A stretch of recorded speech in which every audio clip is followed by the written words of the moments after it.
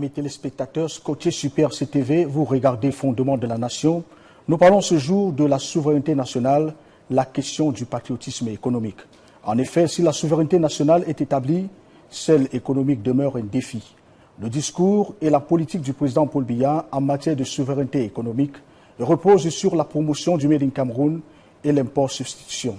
Aussi, nous allons au cours de cette émission questionner pour comprendre comment promouvoir l'économie nationale pour réduire la dépendance aux importations et surtout voir les défis et les opportunités qu'il va falloir renforcer et utiliser pour la souveraineté économique de notre pays. Mesdames, Messieurs, vous êtes Super CTV. Avec nous, Kenda Bwinda. You are welcome. Nos invités nous regardent.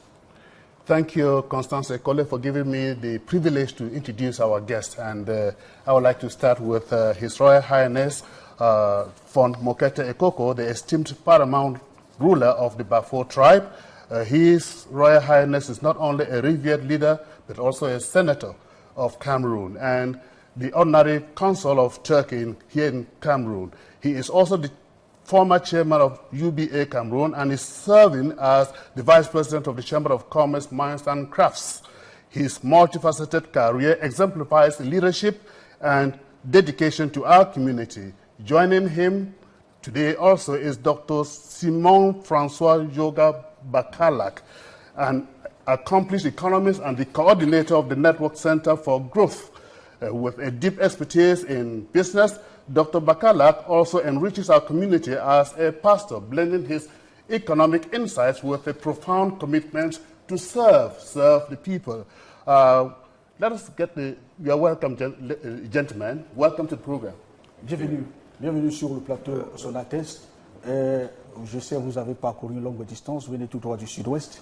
Vous êtes, on l'a dit, vous êtes Sa Majesté là-bas. Nous sommes en plein dans la période de la fête de l'unité.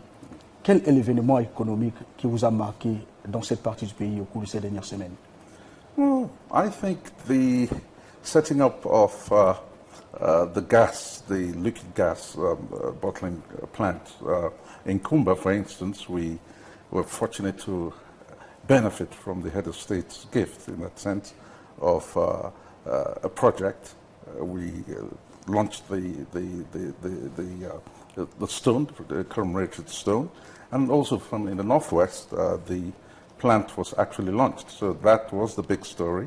It sent a strong message that these areas are ready for business and real business. Dr. Bakalak, can you respond to the same question? Oui, je pense que déjà, l'événement qui véritablement m'a marqué, je peux dire en début d'année, c'était l'organisation du SIAC, où on a invité plus de 2000 aquaculteurs. Parce que, effectivement, lorsqu'on regarde aujourd'hui la pêche, on se rend compte que les eaux sont essentiellement vides et que véritablement nous devons nous tourner résolument vers la production locale, passant par l'aquaculture continentale et je crois l'aquaculture marine. Donc cette conférence qui s'est passée au palais, je crois, qui s'est tenue en début d'année, a rassemblé près de 48 pays et près de 2500 aquaculteurs qui étaient tellement excités de se lancer dans cette production et beaucoup de stratégies ont été mises en place pour les accompagner dans cette production. Quand vous parlez de l'aquaculture, je vous sens là dans votre élément puisque vous nous venez du centre du réseau des filières de croissance. Parlez-nous un peu de cette structure. Bon, je pense que le centre de réseau des filières de croissance est une structure qui travaille, je crois, aux côtés du gouvernement de la République pour sortir les statistiques et puis faire les situations de référence et proposer des solutions. Je crois que des solutions ponctuelles, parce que en fait, lorsque son Excellence Paul Biya, le chef de l'État, a mis en place le projet de l'import-substitution, je pense qu'il était question de faire un état de lieu, parce que nous sommes dans le développement depuis les indépendances et nous sommes à la recherche de la souveraineté économique. Je pense qu'il était question que des situations de référence soient faites Donc le centre de réseau fait des situations de référence sur des filières et accompagne au quotidien les producteurs à la structuration en chaîne de valeur agricole et à la maturation des projets, parce que beaucoup de problèmes que nous avons aujourd'hui sont liés à la maturation des projets qui sont présentés aux institutions de financement. Sa Majesté, vous êtes un ancien vice-président de la Chambre de commerce. Quand on parle là de souveraineté économique, voilà quelque chose qui vous interpelle. Comment est-ce qu'on peut comprendre ça aujourd'hui? Absolutely. The economic sovereignty basically is saying you should take control of your economy. And in that sense, you should know what your priorities are. Investors will come with very many ideas, and you would select things in the order of your own priority, which reflects your own local reality. And evidently, your land, your economy, you are a nation state, and if you don't control your economy, then clearly there's a problem in that. And I think it's the realization for not just Cameroon, but for most African countries today, requiring that investors do respect the local reality, that investors coming in do tally, look at the list of priorities, and invest according to what those priorities are. And usually, you would find out that those priorities are things which the country does have reasonable comparative advantage in. I was going to come to that. Yes. Are your investments, you come from the Southwest, are your investments in the Southwest tailored towards taking advantage of the comparative advantages we have over what is imported into Cameroon? Accept the tautology. Yes, in a sense, I mean, we know that the Southwest for many years, I mean, you know about CDC, the Cameroon Development Corporation, you know about palm oil, mostly in agriculture. You could see that the plantation agriculture, which was in there, not just the colonial times, but it went on even after independence to be the key employer for you. You must know that CDC, Cameroon Development Corporation, at one point was employing more than 80,000 people. So it's a big employer. And when we look at things basically today, the reality is that, of course, there was an armed conflict which affected agriculture. I come from a family where we're in agriculture also, Muketa estates, Muketa plantations. And there are many investors in the area of agriculture. The question is why that link, development towards agro-processing, why did it not take place? Why is it dragging on and so on, when we do have evidently a comparative advantage of having the plantations, palm, you know, palm would lead to soap, would lead to other derivatives which are very clear. Why has it not evolved towards that processing of what we already have here? How is it possible that those products will be shipped in raw form abroad to feed factories out of here when they should have been feeding factories right here? And I think it's something we have to address ourselves and get local businessmen and investors who want to come in, take into consideration what our priorities are, giving those jobs, using our comparative advantage and so on. But we have to be able to tell it rather than being told. And I think that's a reality. Très bien, Sa Majesté, on va commencer, on va dérouler tout cela dans un instant. Vous êtes sur PRC-TV, vous regardez les fondements de la nation. Le thème au cœur de cette émission aujourd'hui, c'est souveraineté nationale, la question du patriotisme et économique. Nous allons marquer une pause et revenir pour la première partie de cette émission.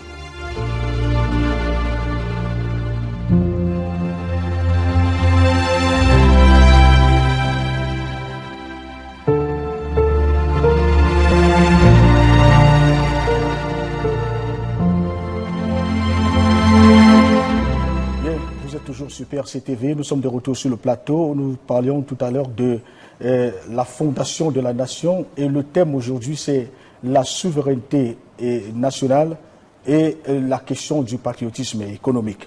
Mais le sous-thème de cette première partie c'est donc la souveraineté économique nationale dans les faits. Avant de dérouler, nous prenons ce reportage que nous propose Jean-Mathias Komeko. Il essaie de comprendre comment le gouvernement de la République a réagi au choc externe qui commençait à fragiliser l'économie nationale. Voici donc les actions fortes prises pour donner corps à ce qu'on va désormais appeler patriotisme économique. Jean-Mathias Komeko. À quelque chose, malheur est bon, proclame l'adage. Suite à l'augmentation des cours des biens et services à l'international, au relèvement du niveau des prix à la consommation en interne du fait du renchérissement des coûts de production des entreprises, le gouvernement a mis en œuvre en 2022 un plan intégré pour répondre efficacement aux besoins de financement exprimés par le tissu industriel national. Avec le concours des banques et des établissements de microfinance citoyens, un fonds de garantie de près de 200 milliards de francs CFA est mis en place pour stimuler les entreprises locales opérant dans les filières prioritaires de production nationale. Dans cette mouvance est née la promotion du label Cameroun et du Made in Cameroun, sous-tendue par l'exhortation des agences économiques camerounais à développer des préférences pour la consommation des biens et services localement produits. Au ministère des petites et moyennes entreprises, les statistiques récentes soulignent que le tissu économique camerounais est composé à plus de 99% de PME. L'un des défis majeurs à relever par le pays est donc d'amener les consommateurs à soutenir ces acteurs majeurs de la production des richesses. C'est alors que naît la précieuse idée du patriotisme économique qui voudrait que les Camerounais consomment d'abord ce qu'ils produisent, sans préjudice du respect des normes de qualité, de sécurité et de compétitivité sur le marché. À cet effet, le gouvernement mettait en place, pour la première fois en 2022, un fonds de soutien de 40 milliards de francs CFA à la production et à la transformation des produits de grande consommation, supprimait le droit d'accise sur nombre de produits issus de l'agriculture, de l'élevage et de l'agroalimentaire et décidait des exonérations fiscales et douanières sur des matériels et équipements destinés au développement du tissu de production locale. Dans le même ordre, en matière de fiscalité de porte, la loi de finances 2023 consacrait la suppression des exonérations sur les importations portant sur les produits fabriqués localement ou disposant des substituts locaux, ou encore nuisant au développement de certaines filières locales de croissance. Le riz en tête. Bien, Majesté, Camerounais, consommons Camerounais. Si peut se conclure ce reportage de Jean-Mathias Komeko. Votre premier commentaire. Patriotism. I think Cameroonians should support their own. They should buy their own, and there's nothing wrong with that. And I think it's a mindset change which we very much do require, because people are not going to come from outside to support our own. Even the way we present things, in parties, you know, just if you put together the amount of ceremonies, birthday parties, and so on and so forth, you know, what is being consumed in those parties. I think a lot more effort should be made, and believing in the flag. Dr. Nyonga? En fait, je pense que c'est une question importante et qui va en droite ligne avec la souveraineté économique. Est-ce que véritablement les Camerounais sont à même de consommer ce qu'ils produisent? Du point de vue que, je prends le cas par exemple de la farine de manioc. Les importations, le kilogramme de la farine de manioc est à 380. Quand Madame Akwa produit la farine de manioc à Angolmekong, elle est à 650. Et lorsque moi, je me lève en tant que centre des réseaux, je vais vers les meuniers et les boulangers, je leur dis, ben attendez, l'État a déjà fait des avancées énormes. Je viens de voir la 200 milliards. C'est très important. Parce que dans toutes les économies qui veulent évoluer, il faut que le secteur privé soit accompagné. Et l'État a mis en place 200 milliards de garanties, ce qui était déjà très bien. Et il y a les économies, il y a le ministère, en fait, au niveau de la douane. On a mis aussi quelques incitations au niveau des PME. Il y a beaucoup d'incitations avec l'API et toutes les autres administrations qui font des incitations. Sauf que, jusqu'à présent, on arrive à accéder au Made in Cameroun. C'est ça le gros problème. Ouais.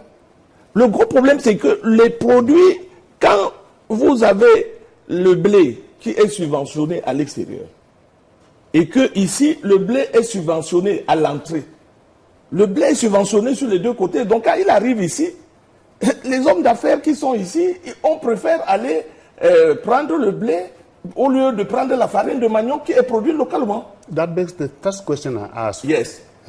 His Royal Highness. Yes. This question of competitive advantage. Yes. In making your choices, did you consider this? Because you will not go and import, accept that you are going to produce goods, that you consume goods, whereas the rice that is coming from abroad is cheaper than what you produce here. Why don't you take something else that will be much better for you and which will be exported? It's very important, my dear, because vous voyez, le problème n'est pas ce qu'on veut, mais c'est ce qu'on peut. Les boulangers, that is my answer. Yes, donc, en fait, le problème c'est quoi? C'est que lorsque le boulanger veut payer la farine, vous comprenez? Il se retrouve en face d'un meunier qui lui donne la farine à 380. Maintenant, il y a Madame Akwa qui a produit. Ah, attendez, s'il vous plaît, si vous permettez. Il y a Madame Akwa qui a produit à 600. Excusez-moi de citer le contemporain parce que c'est une productrice que je suis en Golmekong. Alors, qui a produit à 650. Ça fait 1 an et demi que nous cherchons quelqu'un qui doit prendre cette production et nous ne trouvons pas. Pourquoi? Parce que effectivement, la commande publique, c'est-à-dire que, permettez un peu, la commande publique qui doit prendre la farine de manioc, elle-même la commande publique qui doit faire la promotion du made in Ghana, parce que nous parlons là des consommateurs, parce que en fait, dans la chaîne de valeur, il y a la production, il y a la transformation, il y a la commercialisation. Or, dans la souveraineté économique, en réalité, c'est la commercialisation qui conditionne en réalité toute la chaîne de valeur. Si vous n'avez pas le marché, vous ne vendez rien. Ça veut dire que ceux qui importent, c'est eux qui maîtrisent le marché et c'est eux qui donnent le prix. De manière à ce que quand les producteurs veulent maintenant entrer pour produire, ils sont bloqués. De manière à ce que si aujourd'hui, nous voulons que, effectivement, la commande, c'est-à-dire que ceux qui produisent localement puissent vendre sur le marché, nous avons 2 solutions. La première, nous allons vendre à l'export. C'est-à-dire nous trouvons des marchés à l'export, comme par exemple la Chine ou l'Europe qui a besoin de nos produits locaux. Nous les vendons, les produits, avec la première transformation. Et en même temps, nous pouvons donc vendre moins cher pour capter effectivement les devises. La deuxième, c'était quoi? La deuxième solution, c'est que si l'État a des moyens, l'État devient donc maintenant acheteur, c'est-à-dire l'État devient, à travers, si l'État par exemple dit pour les casernes militaires, je prends 200 000 tonnes de farine. À partir de ce moment, le centre de réseau organise effectivement pour livrer à ce producteur. Voilà comment effectivement nous pensons que le Made in Cameroun, en fait, il faut comprendre 2 choses. Dans l'import substitution, il y a 2 choses. Il y a la vente à l'intérieur et la vente à l'extérieur. Vous ne pouvez pas faire l'import substitution, continuer seulement à vendre. Donc le vrai problème qu'on a aujourd'hui, ce n'est pas de produire, c'est d'écouler les produits sur le marché et ça pose un gros problème. Si vous permettez, c'est déjà bon de reconnaître. Je parle là sur le terrain. Oui, je comprends. C'est déjà bien de reconnaître que l'État a mis 200 milliards pour vous accompagner et mettre sur pied des structures comme les vôtres. Oui. Et quand on parle ici de la production, de la transformation et de la commercialisation, voilà quelque chose qui vous interpelle. Former member de la Chambre de commerce, qu'est-ce que vous répondez à tout ça? Qu'est-ce que vous faites pour promouvoir? Parce qu'il y a la production locale, mais il faut la déporter hors du pays. Interestingly, the Chamber of Commerce actually invested in that area, in cassava, and we actually took the position that cassava was an entry point for us, and we actually put money where our mouth was. And Madame Akko is a member of the Chamber of Commerce and so on. And you know that the Chamber of Commerce did have centers of excellence for the production of cassava, manioc, in the manioc quantidien français. And so we believe that cassava has so many derivatives that it is such a key product that we should push, into the market. But I want to just jump into the commercialization part of it, because a lot of times you have lost leaders. If you are marketing something, one thing producing, is another thing breaking into the market. Yes. Because there is an artificial barrier which comes to it. I don't know it, so I won't try it. I just get scared. A lot of times we need to see the power of the state, which means that if a bakery was going to have the contract to supply bread to the army, was going to have the contract to supply bread to schools, to the hospital. boarding houses, hospitals. Yeah. If it was a requirement, then they would do it. So that's why you're using the state to push into, and when they try to realize there's no difference, actually. We've tried it. If they didn't tell you that that bread was imported flour versus what's done with cassava, you wouldn't know. So it's a mind blockade, and it's just that we need to take a forceful move that public corporations, schools, the army, various establishments controlled by the state should be made as a priority, that they should buy but that and get it into the market. Then you'll get critical mass for the bakeries who do that, and once they have that critical mass, it will also drive down prices, and that's how you get things done. Your Royal Highness, you are already at the level of consumption. I'm still at the level of investments. Yes. Are we carrying out sufficient investments to satisfy the market? Because that is the real problem. If we produce sufficient plantains, transformed, and the plantains get to the table at 200 francs a kilo, I do not see why we should be buying rice. So the question remains, at the level of investments, how much investments is being carried on in the various regions? You talked about fish.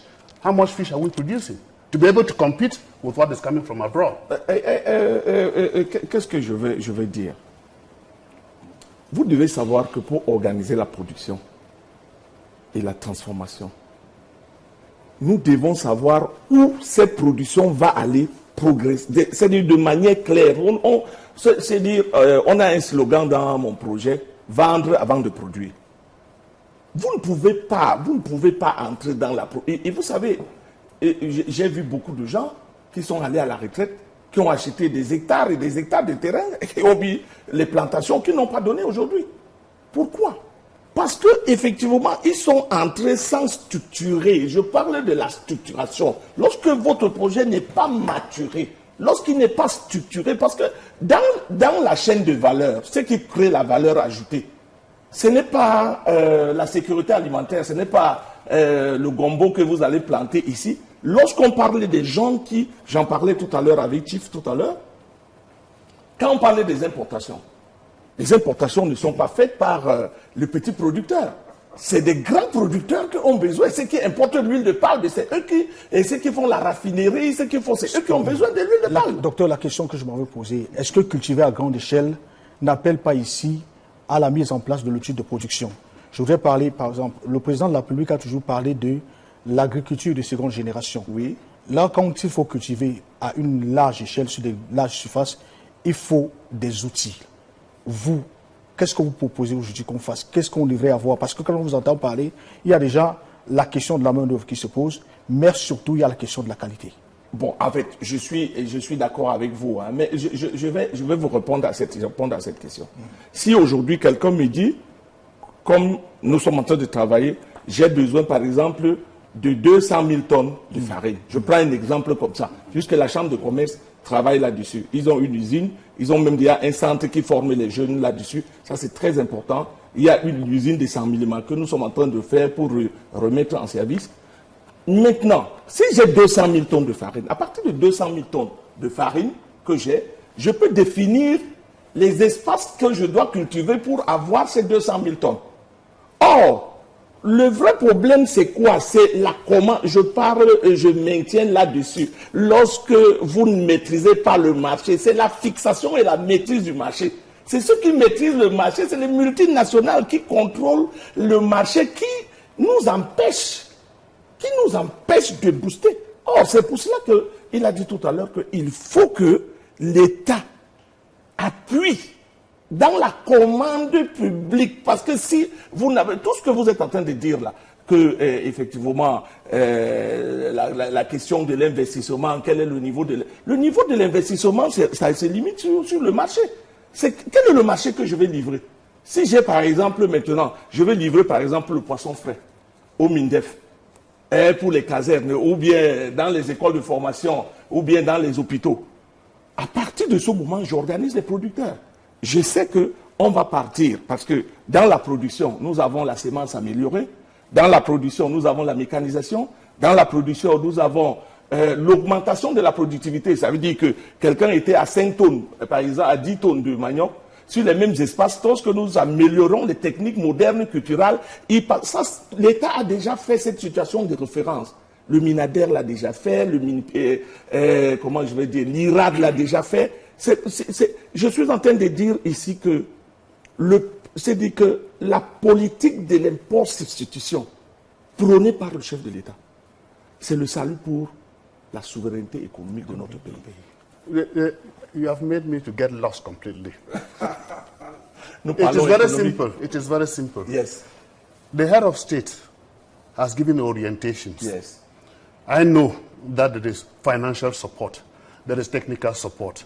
Have you made your request to government indicating that, well, this is what we've been able to invest on the field, but we are blocked at the level of consumption because we need to consume what we produce? Have you made that request? Et on n'a pas, je pense qu'il faut comprendre une chose. On ne peut pas aujourd'hui dire que nous avons une convention avec la Chambre de commerce, nous travaillons avec beaucoup d'administrations sectorielles. Il n'est pas question ici de dire que on pose la question au gouvernement, telle chose bloque ou telle autre chose bloque. C'est une politique. C'est une politique qu'il faut mettre en place. Si vous prenez aujourd'hui, je prends un exemple sur le poisson. Le poisson importé à peine de 900 000 tonnes, n'est-ce pas? Et ça aussi, on évalue la valeur ajoutée, on est dans les 300-400 milliards. Si vous regardez les 400 milliards, c'est dire, on est en train de vous dire que il faut mettre une politique pour dire, à partir de maintenant, sur les 400 milliards, on a en 5 ans, on veut mettre en place, sur 5 ans ou sur 30 ans, la SND 30. Nous allons réduire les importations de 50%, ça représente 200 milliards. Et c'est ça que, effectivement, ceux qui donnent les autorisations d'importer le poisson doivent donc dire que, ok, on n'importe plus le poisson, ils font cette écriture, et maintenant la politique s'oriente vers la production. Et c'est ça. So that's lucky. Donc, on n'a pas besoin de dire autre chose là-dessus. Okay. Vous êtes Super CTV, c'est Fondement de la Nation, vous avez dû le rectifier par vous-même, c'est le titre de cette émission, consacrée à ce programme spécial qui est donc consacré à la fête nationale de l'unité qui va se célébrer dans quelques jours. Et aujourd'hui, nous sommes en train de parler des questions de souveraineté nationale et la question du patriotisme économique. Parlons dans les faits. On a parlé de tout ce qui a cours, que ce soit en termes de production, en termes de transformation, mais aussi en termes de commercialisation. La Chambre de commerce est ici interpellée. On appelle ici les investisseurs. Qu'est-ce que vous faites à votre niveau pour soit déjà permettre aux producteurs nationaux, ne serait-ce que de bénéficier déjà des appuis qui sont mis sur pied par vous, qui sont proposés par vous autres?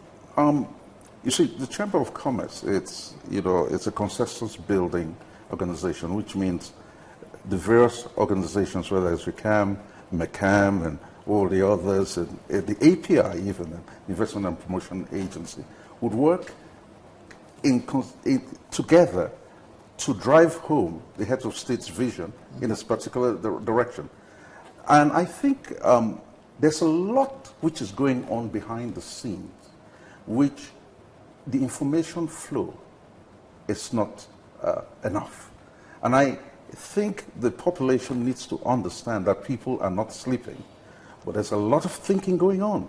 There is the Plan Central, which is been a lot of effort has been put into that. And for those who don't know, the question was having commercial new generation agriculture as the head of state wanted. Yeah, he says it. But then again, he went at one more step to instruct that there should be a service put into place, vast amounts of land provided in Adamawa in the plains, which can actually take combine harvesters and can actually accept mechanization. You have to understand that to clear an area, prepare an area, say in the southwest region with heavy forests, cutting down trees, is extremely expensive.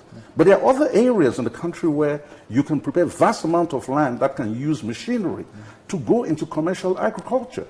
And there are certain areas that have been selected, but the Cameroonians themselves should be able to come up, if they need international partners to be able to get this done, then they should.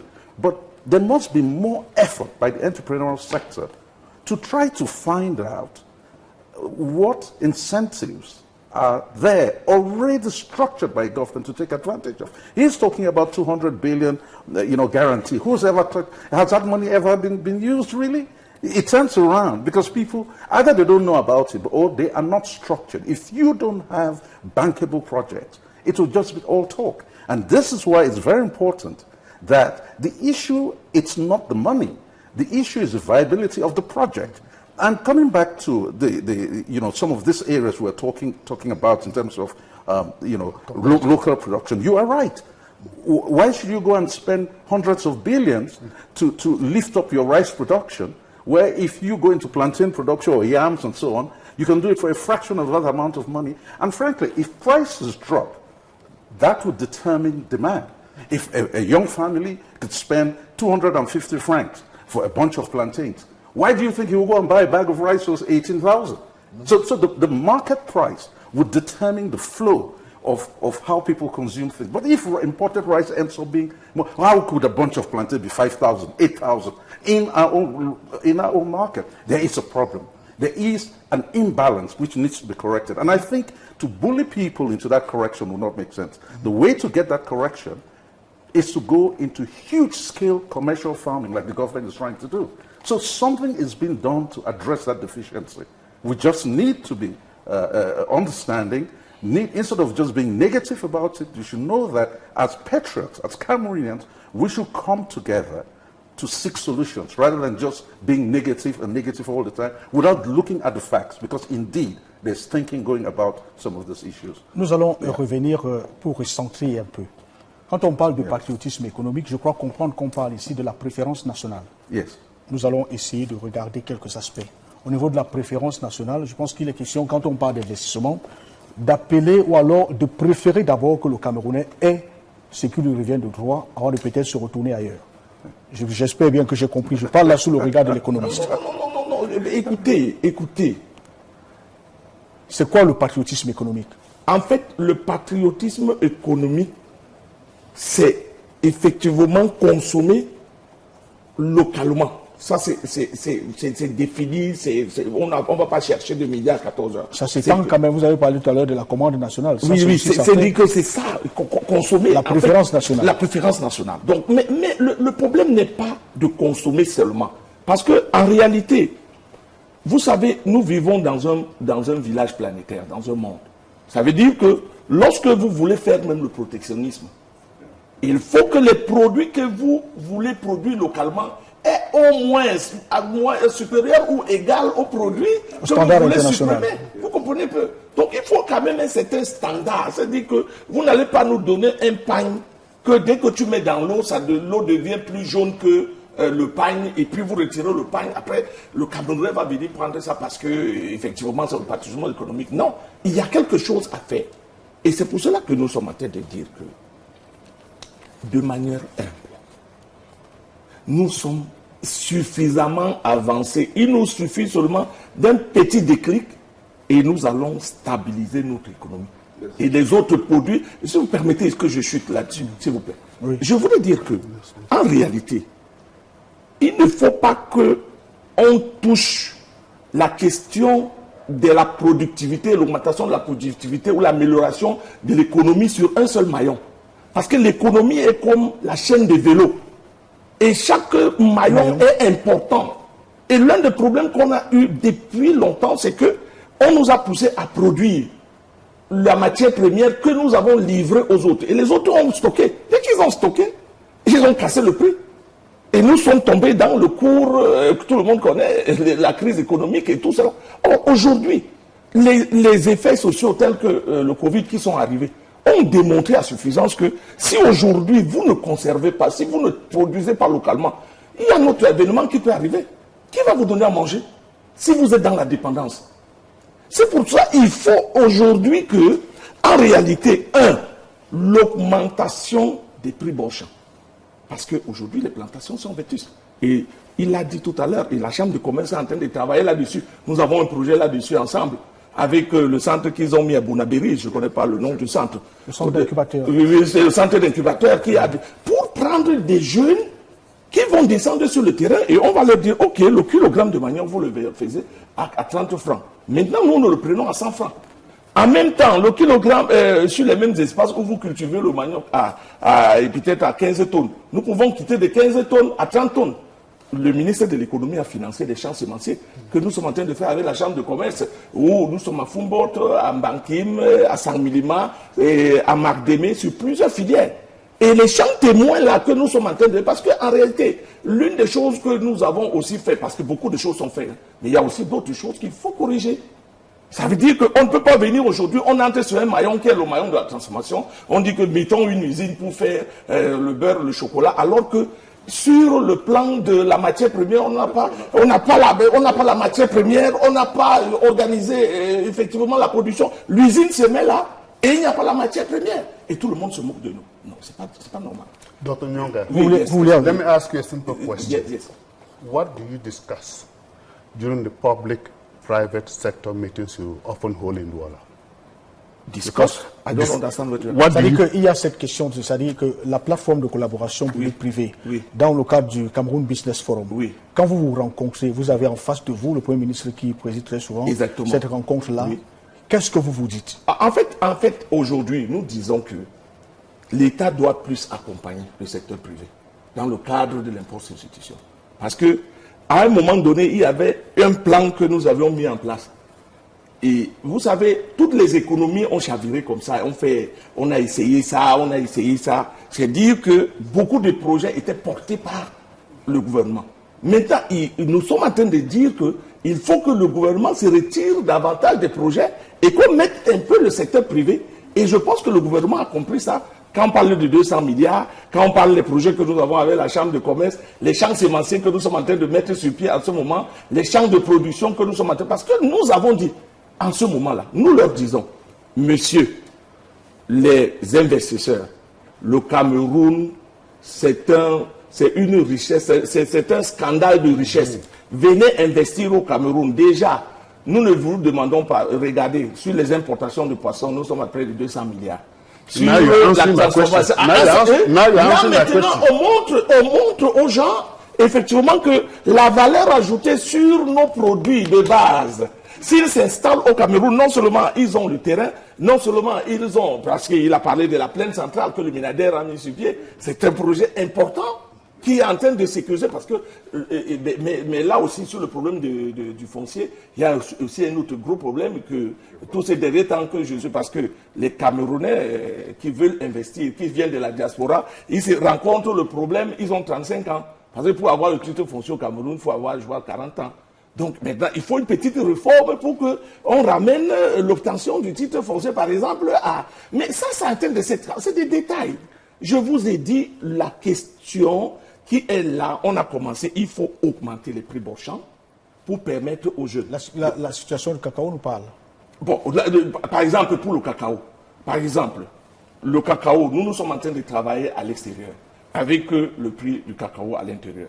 Et actuellement, si vous avez un pays, nous sortons d'Italie, où nous avons travaillé avec les partenaires, les investisseurs italiens, nous l'avons dit, pour les fruits et légumes, ils veulent venir faire les fruits et légumes. Et c'est un dossier que je vais présenter à la Chambre de commerce et au ministère de l'économie, Minader. Ils veulent que nous créions des bassins, et nous leur avons dit, nous avons des bassins, vous pouvez venir investir. Sauf que nous ne voulons pas que vous preniez des pommes ici, et vous les amenez. Il nous faut maintenant, dans nos ports, mettre ce qu'on appelle les points francs. Et venir, ces investisseurs viennent donc maintenant là dans les points francs, parce qu'eux, ils ne veulent pas venir. Ils peuvent venir donc maintenant faire le premier packaging, c'est-à-dire qu'ils font un petit découpage, ils envoient, ça crée la valeur ajoutée, et ça augmente la productivité, ça crée les impôts, ça diminue l'inflation, ça diminue, ça crée les emplois, et on peut effectivement augmenter notre PIB. Donc je pense, à mon humble avis, que l'augmentation, je vais chuter par là, l'augmentation des prix Beauchamp, l'augmentation de la productivité, l'amélioration des techniques, des nouvelles techniques culturelles, la création, effectivement, parce que il y a ça, la sémence, il faut une sémence améliorée, et ça, l'IRAD et le Minader ont déjà fait un travail considérable. Il y a l'IRAD, il y a une autre structure que j'oublie le nom, qui travaille à côté de l'IRAD. Ils ont fait un travail exceptionnel, même au sud-ouest. Déjà, il y a un travail exceptionnel qui est en train d'être fait. Maintenant, il faut organiser c'est-à-dire l'écosystème. Producteurs, transformateurs. Et c'était ça la prochaine question que je voulais poser. No, let him just finish this one. With your permission, if they can finish this question. Let him finish. Let him finish because the issue here is, are you looking at large scale or small scale? Large scale production or small scale production? So we evacuate that. Écoutez. I asked the question with a reason. I know, I understand what you say. I understand what you say. If you ask 10,000 please. fish farmers today, will you get them? No, wait. Let me tell you. It's a very good question.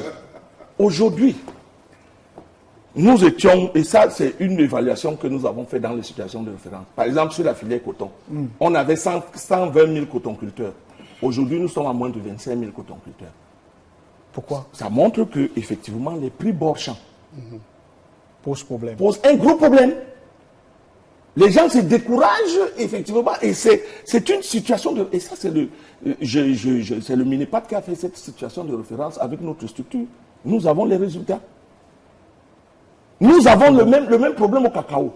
Mais qu'est-ce que nous avons fait? Dès que nous avons commencé à dire qu'il faut que le cacao soit transformé localement, vous avez vu le prix du cacao augmenter. Vous voyez que tout le monde veut maintenant rentrer dans la production de cacao parce que le prix brochet a augmenté. C'est des signes qui sont directs. Ok, je laisse le chef continuer dans La question que je voulais poser ici est que quand je suis le docteur développé, ça dit que on peut travailler pour booster la préférence nationale. Il faut également organiser les filières, les filières de production. Quel est le rôle que vous jouez à ce niveau? Before I go into that, I want to say that commercial agriculture, it's not for novices. Yes. Yes. If you want to develop a capacity for local production in a certain area, there is a trend. There is a time, a crossover time when you must find a way to partner and then let your farmers, local farmers, work together and so on with people who have done it big time. And I know there was a time the Brazilians came here to talk about that. And this was a concept. Brazil has the same weather as Cameroon, same zone, same machines. Exactly. Now, and they said in their experience, if you want to go into commercial farming and you have tractors, for instance, you have tractors that break down in 3 years, whereas normally with that sort of capital expenditure, that tractor should last, 20, 25 years. Why? Because even basic maintenance, you don't know how to do it. So you have tools, machinery, which are inappropriate technology. It's not been conceived for your reality. So all the time, you are not really getting the flow because parts are missing. And what they were suggesting, obviously, is that can they come and work in partnership with Cameroonians and then develop that culture of commercial and mechanized agriculture? It wouldn't make sense that a woman with her hoe who spend 1 month working a small farm on something that a machine can do in 30 minutes. How would you get, to put it simply, productivity is too low. And we need to lift up our level of productivity. And without that level of productivity, also, you cannot achieve a good price. It comes back to this issue. How do we now come together and address this issue that we're going to, the head of state has given that direction. We're going to second generation agriculture. Yes. There's the plan central to open up vast farms for commercial farming and all of these things. The issue I see that we are not short of ideas. We have a panel like this, we speak, and a lot of the ideas that we want, we already know about them. But the problem comes with execution. How do we execute it? And why do we sometimes fail with the execution? It's because we fail to plan. C'est sur la chute, votre chute là, qui arrive avec une question que nous allons marquer une pause et revenir pour la suite du programme.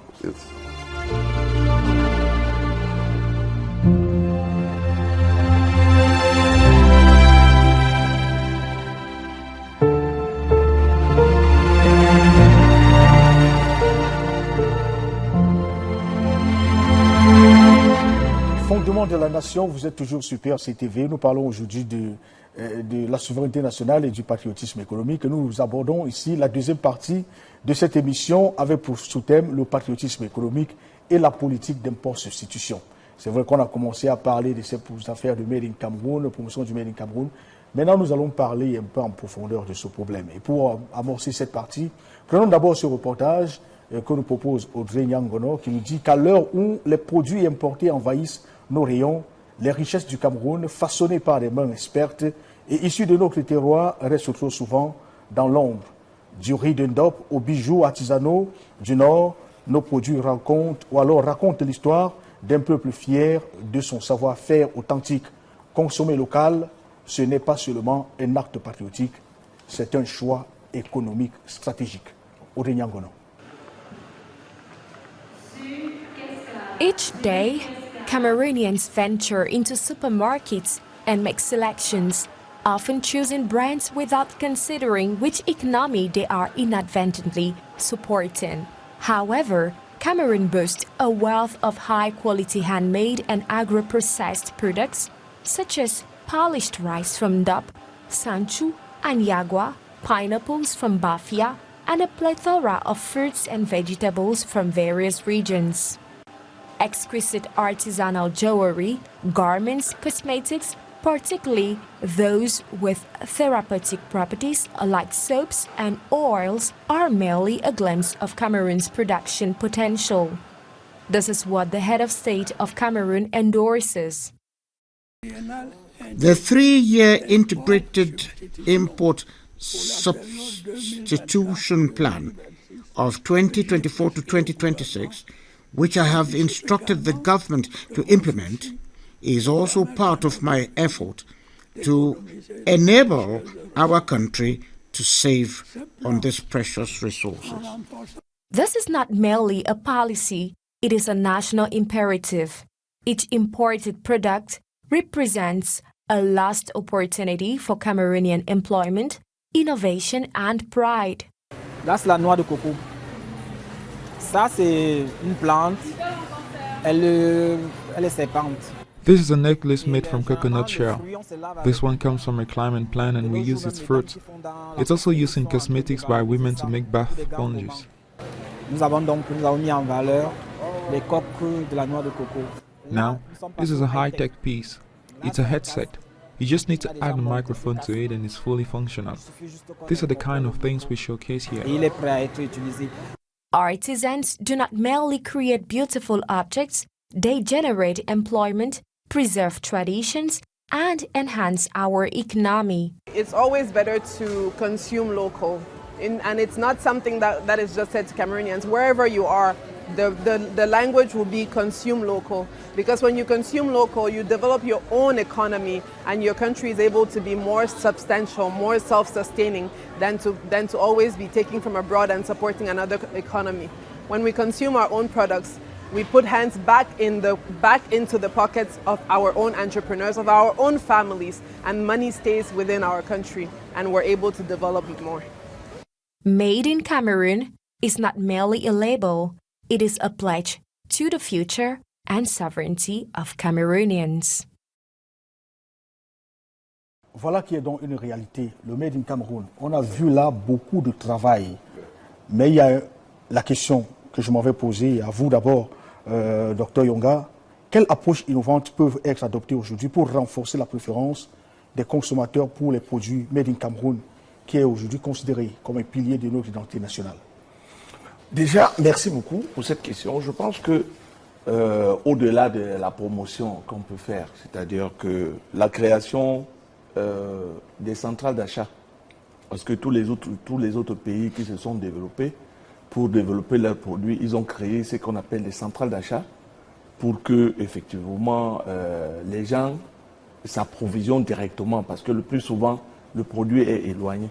La deuxième chose, c'est que il faut que ces produits soient vendus, en fait, qu'on vende ces produits moins chers par rapport aux produits importés. Ça, c'est l'élément essentiel. Quand je dis moins cher, ça veut dire que si aujourd'hui, je veux acheter la farine localement, il faut que la farine soit au moins à 350 francs. On va dire un prix abordable. Un prix abordable, pas moins cher en tant que tel, voilà, autant pour moi. Mais en réalité, le prix doit être au moins supérieur, accessible, supérieur ou égal aux produits importés. C'est ça, c'est la première chose à regarder. Maintenant, il faut, tel que le gouvernement est en train de faire, comme je l'ai dit tout à l'heure, il faut ces trois choses que j'ai citées tout à l'heure. L'augmentation des prix marchands, qui va permettre d'abord aux jeunes de rentrer dans les bassins de production. L'augmentation de la productivité, qui va permettre déjà de quitter, par exemple, les 15 tonnes à 40 tonnes à l'hectare par rapport sur le manioc. Et quand vous quittez cette augmentation de la productivité, créer ce qu'on appelle un écosystème. L'écosystème, permet de faire quoi? Permet de vendre avant de produire. C'est-à-dire qu'on sait que, par exemple, dans la famille X ou Y, ils ont besoin de telle consommation de farine, ou bien dans telle structure, ou bien dans telle université, ils ont besoin de telle quantité. C'est-à-dire que lorsqu'on fait le budget de l'État, on dit, par exemple, le lait qui est fait en Gaoundéré, dans tous les séminaires qui vont se faire à la PRC, et dans tous les séminaires qui vont se faire à PRC TV, on va consommer le yaourt. Il y aura Chief Moukete qui va être là. Ils vont rentrer avec un carton ça rentre dans le budget de fonctionnement de PRC. C'est comme ça qu'on fait dans tous les autres pays la promotion. Et comme ça, on prend dans les administrations, on sait qu'à la fin, effectivement, il y a un volume de production de 2000 tonnes, de 4000 tonnes. Et c'est ces 4000 tonnes-là qui vont faire en sorte que, quand eux, ils vont venir sur le marché, parce que là où on vous vend, si on vend à PRC, par exemple à 1000 francs le pot, sur le marché, ils peuvent mettre à 200. Pourquoi? Parce que le prix de 1000 francs va subventionner effectivement le prix sur le marché pour permettre que le petit consommateur, excusez-moi, il n'y a pas de petit, mais que le petit consommateur accède facilement et effectivement au niveau des produits. Majesté, on parle de ces produits made in Cameroun, nous avons tous vu, mais le reportage nous dit qu'ils sont très souvent à l'ombre. Il y a quelques années, la Chambre de commerce a entrepris de positionner un comptoir en Philadelphie. Oui. C'était pour la promotion de nos produits. Qu'est-ce qu'il est devenu ce comptoir? Et combien de producteurs ont déposé leurs produits là-bas? I think I probably want to talk about the film we just shot, the short film. That was shot in the Douala Mall. And I know I spoke to the owners of that. And the idea of having every month a Made in Cameroon Day. So you take the entire mall, all the corridors and everything, and give local producers the ability to display their things. And the Chamber of Commerce did help to put together, especially in the craft sector, and so on. And we also have Made in Cameroon weeks and so on. When we have our events, we always create an area. Comme on voit ici, la semaine syrienne au Cameroun, pour ne pas faire publicité, la semaine italienne. Yes. So you have that. But it's important in terms of brand promotion that we become intentional. Il faut qu'on fasse ça, pas par hasard, mais il faut que c'est quelque chose qu'on fait. It has to be intentional. And it should also be, it can go into policy. And in that policy is to make sure that the supermarkets, the Carrefour and all that, should give a certain percentage of their shelf space to local production. A lot is being done, as you can see, a lot of cosmetics and so on. And I know some of the supermarkets are giving, but we need to be more intentional. And we have to understand that Cameroon is attractive. The brand Cameroon is attractive. And it cannot be developed just in isolation, which means if you are developing brand Cameroon, you link it to your airline, you link it to maybe the train, you link it to the football you play, the various groups, you link it to the businesses you do, your restaurants. You know, how do you incorporate local cuisine and so on? And all of this is to do with the brand management. We should not be having conferences where in those conferences you're serving beef bourguignon. I love beef bourguignon, but I mean, there's so much more Cameroonian cuisine that could be there. And I don't want to call names. I was a very important, ceremony just 3 days ago, and we're eating beef bourguignon and all this. And I asked, I was very upset, and I said, where are the Cameroonian cuisines to show our visitors to see what we have? How are they going to see it if you don't present it? So you would see a lot of that going on. And in terms of the Chamber of Commerce, I know you're coming back in terms of what we have to do. I'm going one more step forward to say it's not just a Chamber of Commerce thing. If you look, for instance, the financial services sector, banking, how is it possible that you would have Afriland Bank being number one? It's a Cameroonian bank, you know, in the entire banking sector. How did it get to that? Or you have, in terms of the African banks, the UBA and EcoBank and all of those banks. If you look at the financing of this economy, it is these African banks that stand behind the government of Cameroon and finance our economy. So it's Africa for Africans. We need to step one more step. Yes, there's the Pan-African trading, the economic zone. We're looking wider economic zone. But it's important that while we think Cameroon, we should also leave a window for Africa, because there's a cross-development that takes place regionally, and Cameroon's position in CEMAC is evident. You can't be looking at CEMAC and you don't look at Cameroon. And it goes without saying that if you produce locally, you want to go for import substitution as head of states directives, it goes without saying that automatically, as you start producing for local consumption, you get comfortable with it and you produce for export also. And first from the sub-region, and then why not using our free trade agreement with Europe into European markets? We need to be audacious. And this comes because investors look for an opportunity. Investors are not as just pro-one. If the opportunity is there, they would invest. We have seen what the African banks, the UBA, the BGF and so on. The BGF doesn't sit and say, well, I'm from Gabon. Why would I? No, it looks across. So this is what we want to replicate.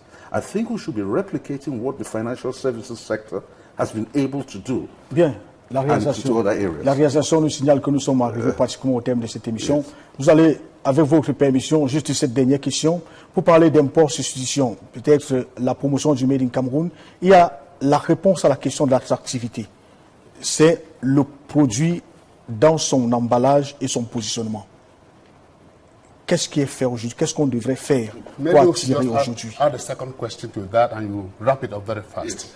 In English, we say a D is a B, a disappointment is a blessing. And we've seen that during the COVID-19, we've seen that during the Ukraine war. Yes. And that is what has stepped up the production of fish. We have been provoked to do our own domestic production. What have you got to say to this? What is your evaluation of the import substitution thing that the head of state keeps saying every day that we must get into it? Et nous allons sortir par là. Je voudrais déjà revenir d'abord, je vais répondre d'abord à votre question, l'attractivité, tout ça. Et comme je disais tout à l'heure, c'est des maillons. Oui. Le packaging, c'est un maillon. Yes. Et il faut comprendre ça. Si vous ne comprenez pas ça comme ça, parce que nous n'emballons pas bien, ça il faut le reconnaître. Mais ce n'est pas ça qui importe. C'est la substance qui est à l'intérieur. Je vous prends un exemple. Lorsque quelqu'un entre dans un magasin, qu'est-ce qu'il regarde? C'est les éléments organoleptiques. Il regarde, il y a telle substance, et c'est ça qui l'attire pour pouvoir payer le produit. Peu importe l'emballage. Mais ce qui est important, l'emballage importe aussi parce que ça joue un rôle important. Et je voudrais sortir ici pour dire que, véritablement, si nous voulons booster l'import-substitution, nous avons des éléments importants à toucher. Comme je l'ai dit tout à l'heure, dans le budget de l'État, on doit mettre dans chaque ministère les sous-produits issus des filières. On doit augmenter effectivement les prix bord champ qui vont faire une sorte d'attraction pour que les gens aillent produire localement Et on doit mettre en place des écosystèmes qui vont permettre aux gens de produire dans un cercle, dans une sorte de cluster, dans une sorte de cluster. C'est-à-dire que ma matière première, mon produit devient ta matière première jusqu'à la commercialisation. Et maintenant, il y a un autre volet, qui est un volet très important. Et là, vous l'avez cité. La Chambre de commerce a commencé ce travail. Mais il faut que dans les chambres consulaires, ou par exemple à l'étranger, dans les gens qui sont les, comment on les appelle là, ceux qui sont dans les ambassades, là, les économies, voilà, le centre, voilà. Donc il faut en sorte que, en réalité, j'avais commencé ça avec l'ambassade du Cameroun à La Haye, où il faut organiser effectivement les journées, comme il a dit tout à l'heure, les journées économiques du Cameroun. C'est très important parce que aujourd'hui, ces journées économiques font la promotion du Made in Cameroun. Et comme je vous ai dit, dans l'imposition, il y a deux volets. Il y a ce qu'on vend localement, moins peut-être à un prix abordable, mais ce qu'on vend à l'extérieur. Par exemple, nous sommes en train avec un prix compétitif. Par exemple, nous sommes en train de vendre la farine du manioc à la Chine. En ce moment, nous avons négocié. Nous sommes par exemple à $5 le kilogramme. Or, si Madame Akwa peut vendre à 350, nous on peut prendre $1 et on ajoute pour qu'elle se retrouve à presque 1200 francs. Donc il faut cette promotion et il faut les points francs dans les ports pour permettre que les off-takers, ceux qui achètent à l'étranger comme les carrefours et autres, viennent s'installer dans nos ports. Et il faut aménager ces endroits pour permettre aux gens de venir prendre et exporter pour gagner effectivement ce qu'on appelle les devises. Majesté, Majesté, le dernier mot pour sortir de cette émission. Well, I want to say we should not be too hard on ourselves. You know, so often, I don't think Cameroonians do understand how much effort is being made for Made in Cameroon. There are young Cameroonians producing belts, producing shoes, producing so much. There's so much, and the danger is to sit down and just be complaining, giving the impression that we're spinning our wheels. The reality is that the improvement in Made in Cameroon and local inputs has been remarkable in the last 12 months. Yes. The growth is phenomenal. And I think it's important that while you want to be critical and healthily critical, it's important to also showcase the success stories. And I don't think enough of the success stories are being brought out. And I don't think we're putting our best foot out. I don't think even in terms of national TV, it's doing enough programming to go to the roots, to do documentaries on young Cameroonians and people who are being innovative, producing locally. So I think while we say yes, we have to do more, can we celebrate those who have been able to take that that step? It all starts with one step, and eventually we'll get there. Bien, c'est ce que nous allons considérer comme une interpellation à l'endroit donc des responsables des médias et toutes les parties prenantes à la promotion du Made in Cameroun, de véritablement se mouvoir en tenant en compte tout ce qui a été dit sur ce plateau pour permettre la véritable visibilité de tout ce qui s'est fait sur notre pays, question de booster donc la préférence et la consommation nationale. Vous êtes Super CTV, nos programmes se poursuivent. Bien vouloir nous capter au 308 sur le bouquet Canal+, et nos différentes chaînes partenaires, sans oublier nos différentes plateformes digitales. Merci de rester des nôtres. Nos programmes se poursuivent. À bientôt.